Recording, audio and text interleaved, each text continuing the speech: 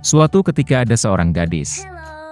Dan dia memiliki rambut yang indah dan panjang sehingga semua orang yang melihatnya tidak dapat mengalihkan pandangannya. Untaiannya sangat ringan, hanya emas. Oleh karena itu, mereka memanggilnya Goldilocks. Untuk semua kecantikannya, dia adalah gadis kecil yang sangat nakal. Ibu selalu mengizinkannya berjalan-jalan di halaman, tetapi memerintahkannya untuk tidak pergi ke hutan di belakang rumah mereka. Goldilocks sangat tertarik untuk mengetahui apa yang ada di hutan itu. Jadi, sementara ibu tidak melihat, entah bagaimana dia meninggalkan rumah ke dalam hutan. Gadis itu berjalan lama di dalam hutan. Entah dia menemukan beri, lalu melihat bunga yang indah, lalu mendengarkan bagaimana burung berkicau. Jadi dia tersesat di hutan. Dan tiba-tiba dia melihat rumah yang tidak biasa di tempat terbuka. Goldilocks mendekatinya dengan tenang. Saya berjalan berkeliling, tetapi tidak melihat siapapun. Dia mengetuk pintu, tapi tidak ada yang menjawab. Kemudian dia mengetuk lebih keras, dan pintunya terbuka sendiri. Goldilocks masuk dengan hati-hati. 3 beruang tinggal di rumah itu. Seekor beruang adalah ayah besar dan berbulu lebat. Yang lainnya adalah induk beruang. Itu lebih kecil. Yang ketiga adalah seekor beruang kecil. Beruang tidak ada di rumah karena mereka berjalan-jalan di hutan. Gadis itu memasuki kamar dan melihat 3 mangkuk bubur di atas meja. Mangkuk pertama yang terbesar adalah ayah beruang. Mangkuk kedua yang lebih kecil adalah induk beruang, dan yang ketiga yang terkecil adalah anak beruang. Di dekat setiap mangkuk ada 1 sendok besar, sedang, dan kecil. Goldilocks sangat lapar sehingga dia pertama kali ingin makan dari mangkuk besar. Dia mengambil sendok terbesar, mengambil bubur, mencicipinya, tetapi buburnya terlalu panas. Kemudian dia mengambil sendok berukuran sedang, mengambil bubur, mencicipinya, tetapi buburnya terlalu dingin. Akhirnya dia mengambil sendok kecil dan mencicipi bubur dari mangkuk kecil. Bubur ini tidak panas atau dingin pas. Dan Goldilocks memakan semua bubur dari mangkuk kecil. Setelah makan, gadis itu ingin duduk, dan melihat 3 kursi di dekat kompor, 1 besar, yang lain lebih kecil, dan yang ketiga, sangat kecil, dengan bantal merah kecil. Pertama, dia mencoba naik ke kursi terbesar, tetapi tidak bisa. Kemudian gadis itu mencoba duduk di kursi tengah, tetapi sangat keras dan tidak nyaman. Akhirnya dia duduk di kursi terkecil, dan kursi itu tepat untuknya. Goldilocks sangat menyukai kursi itu sehingga dia mulai mengayunkannya. Kursi itu retak, patah, dan dia jatuh ke lantai. Gadis itu bangkit dan pergi ke ruangan lain.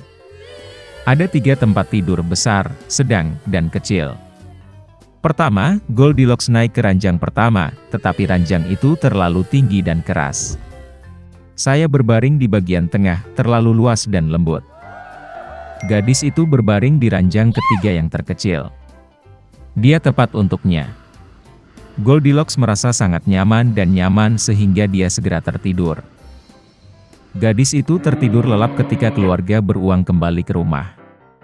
Beruang menjadi sangat lapar dan segera pergi ke meja. Melihat mangkuknya, Papa Bear sangat marah. Seseorang sedang memakan buburku. Dia menggeram. Ibu beruang juga melihat ke dalam mangkuknya dan menggeram pelan. Seseorang juga makan dari mangkukku. Dan anak beruang melihat mangkuk kosongnya, berteriak keras, seseorang tidak hanya makan dari mangkukku, dia memakan semua buburku. Beruang itu mencium ada sesuatu yang tidak beres, meninggalkan meja, dan mulai melihat sekeliling. Ayah beruang memperhatikan bahwa seseorang memindahkan kursinya dan menggeram dengan suara yang mengerikan, seseorang sedang duduk di kursiku. Ibu beruang melihat kursinya dan mengeluh, seseorang sedang duduk di kursiku dan memindahkannya dari tempatnya. Dan kemudian, beruang itu melihat kursinya yang rusak dan sekali lagi berteriak dengan keras, seseorang tidak hanya duduk di kursiku, tapi juga mematahkannya. Ketiga beruang itu dengan hati-hati masuk ke kamar tidur. Seseorang sedang berbaring di tempat tidurku dan meremasnya. Papa Bear meraung dengan suara yang mengerikan. Dan seseorang juga berbaring di tempat tidurku dan meremasnya, geram ibu beruang. Teddy Bear melihat ke tempat tidurnya dan berteriak lagi, "Seseorang sedang berbaring di tempat tidurku." Dan kemudian dia melihat gadis itu dan menjerit dengan suara pelan, dan masih tidur di dalam dia. Ayah dan ibu beruang pergi ke tempat tidur dan melihat bahwa seorang gadis kecil sedang tidur di sana. Goldilocks terbangun dari jeritan anak beruang, dan sangat ketakutan. Ada 3 beruang di depannya. Dia langsung melompat keluar rumah, dan berlari kemanapun matanya memandang, tanpa melihat ke belakang. Gadis itu berlari sangat lama, dia sangat lelah, dan kemudian dia melihat ibunya, yang mencari putrinya yang hilang di hutan. Sejak itu, Goldilocks selalu mendengarkan ibunya, dan tidak melakukan apapun tanpa izinnya. Dia menjadi gadis yang sangat penurut, baik dan baik. Dahulu kala ada seekor induk babi dan ketiga anaknya. 3 bersaudara memiliki tinggi yang sama, bulat, merah jambu, dengan ekor lucu yang sama. Sepanjang musim panas babi bermain di rerumputan hijau, berjemur di bawah sinar matahari, berjemur di genangan air. Tapi kemudian musim gugur telah tiba. Suatu hari ibuku berkata sudah waktunya mereka memikirkan musim dingin. Dia meminta mereka untuk membangun rumah besar. Sang adik berkata bahwa musim dingin masih jauh. Kakak tengah berkata bahwa dia akan membangun rumahnya sendiri saat dibutuhkan. Dan sang kakak memutuskan untuk membangun rumah itu sendiri. Saudara laki-laki dan perempuan yang lebih muda tidak melakukan apa-apa selain memainkan permainan mereka. Itu menjadi semakin dingin setiap hari. Sang adik memutuskan untuk membangun rumah dari jerami. Saudara tengah mengira akan sangat dingin di rumah jerami di musim dingin. Dia memutuskan untuk membangun rumah dari ranting dan ranting. Menjelang malam perumahan mereka sudah siap. Mereka sangat bangga pada diri mereka sendiri dan tidak pernah merasa cukup dengan bangunan mereka. Sekarang mereka bebas dan dapat melakukan apapun yang mereka inginkan. Mereka memutuskan untuk pergi ke kakak laki-laki mereka dan melihat rumah seperti apa yang telah dia bangun untuk dirinya sendiri. Kakak laki-laki sedang sibuk membangun. Dia mengoleskan batu, menguleni tanah liat, dan perlahan membangun rumah yang andal dan tahan lama. Adik laki-laki menemukan kakak mereka sedang bekerja. Mereka sangat terkejut dengan jenis benteng yang dia bangun. Kakak laki-laki itu dengan tenang terus bekerja. Adik-adik dan adik tengah mulai bercanda dan menertawakan rumahnya. Mereka begitu geli sehingga jeritan mereka bergema jauh di halaman. Kakak laki-laki meminta untuk diam karena serigala bisa mendengar mereka. Adik-adik laki-laki dan menengah semakin terhibur. Mereka memutuskan bahwa kakak laki-laki itu hanya seorang pengecut. Dan kedua saudara pemberani itu pergi berjalan-jalan. Dalam perjalanan, mereka bernyanyi dan menari, dan ketika mereka memasuki hutan, mereka membuat begitu banyak suara sehingga mereka membangunkan serigala yang sedang tidur di bawah pohon pinus. Serigala yang tidak puas dan lapar pergi ke tempat di mana jeritan 2 babi bodoh itu datang. Saudara-saudara berjalan dengan riang dan berbicara tentang betapa mudahnya mereka menangani serigala. Dan tiba-tiba mereka melihat serigala hidup yang nyata. Dia berdiri di belakang pohon besar. Dia memiliki mata yang sangat jahat dan mulut bergigi besar. Saudara-saudara begitu ketakutan sehingga ekor mereka yang kurus gemetar dengan halus.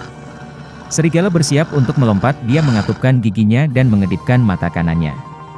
Anak-anak babi itu tiba-tiba tersadar dan, memekik melintasi hutan, bergegas melarikan diri. Mengumpulkan awan debu, mereka bergegas ke rumahnya masing-masing. Adik laki-laki itu berlari ke gubuknya yang beratap jerami dan membanting pintu di depan serigala. Serigala menggeram dan menuntut untuk membuka pintu.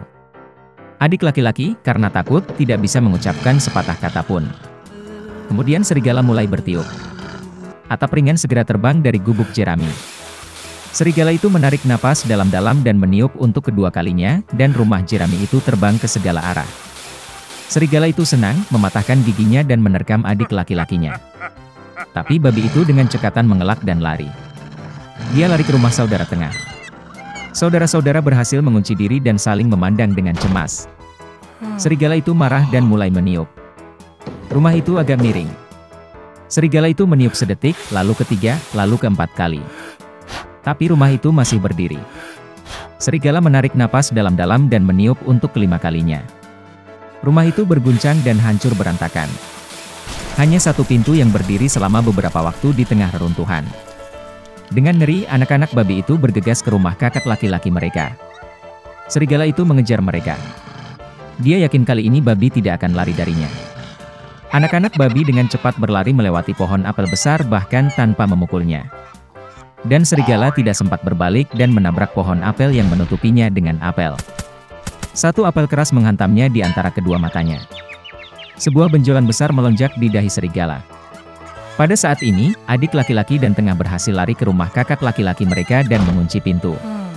Serigala berlari ke pintu, menggeram dan menuntut untuk membuka pintu. Adik-adiknya sangat ketakutan dan tidak bisa membalasnya. Dan kakak laki-laki itu tahu bahwa dia dan saudara-saudaranya tidak perlu takut di rumah batu yang kokoh. Kemudian serigala menghirup lebih banyak udara dan meniup secepat yang dia bisa. Tapi tidak peduli seberapa banyak itu meledak, tidak ada satu batu pun yang bergerak. Dan kemudian dia melihat ke atas dan melihat cerobong asap besar dan lebar di atap. Dia dengan hati-hati naik ke atap dan mulai turun dari pipa. Babi mendengar suara gemerisik. Kakak laki-laki itu segera menebak apa yang terjadi. Dia segera bergegas ke kuali, tempat air mendidih, dan membuka tutupnya. Serigala itu turun dari pipa dan langsung jatuh ke dalam kuali. Matanya membelalak ke dahinya. Serigala yang tersiram air panas terbang dengan raungan liar, dan bergegas ke hutan. Dan ketiga babi kecil itu menjaganya dan senang karena mereka dengan cerdik telah memberi pelajaran kepada perampok jahat itu. Sejak saat itu, saudara-saudara dan ibu mereka mulai hidup bersama di bawah satu atap.